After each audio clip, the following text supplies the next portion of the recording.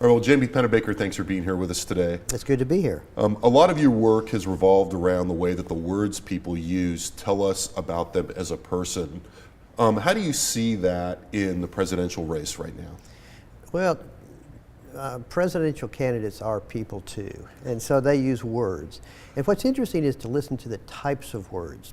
The research that my group has been looking at has been focusing on a group of words called function words, pronouns, articles, prepositions, the kind of words that nobody cares about. And by analyzing them, we get a sense of who people are. And what we can do is go into these debates and actually look at interviews. We can look at any natural conversation. And you can get a sense of how people connect with others, kind of their emotional state, how they approach problems. And we've done this with debates going back to the Kennedy-Nixon debates, actually, and focusing on what we can learn about people.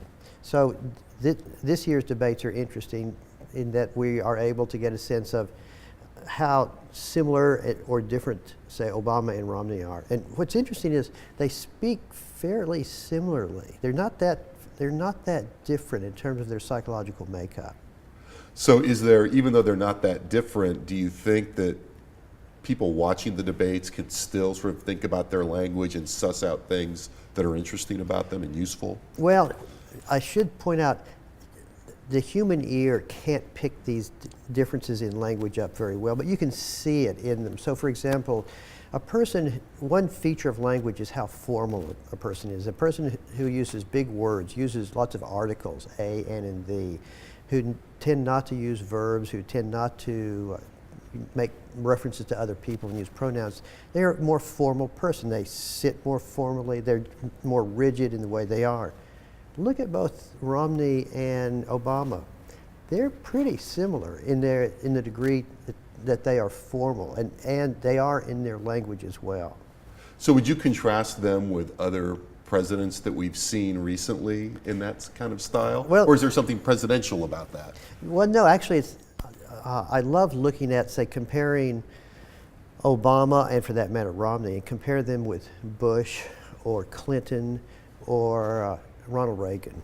And every one of them is somewhat different. One thing that Clinton and George Bush are surprisingly similar about is they're both quite social. They connect with people. They use pronouns like there's no tomorrow. They tell stories. They make references to other people. Their worlds are social and also emotional. They tend to use a high rate of positive and negative emotion words.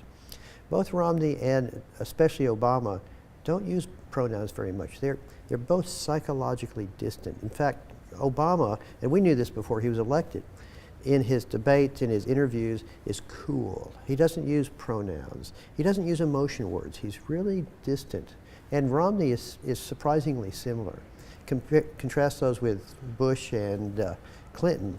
They're just completely different. Even Reagan was his own style. Reagan, and you pick this up in the debates, you know, Reagan is kind of viewed as this social, emotional leader, but he didn't really care about people.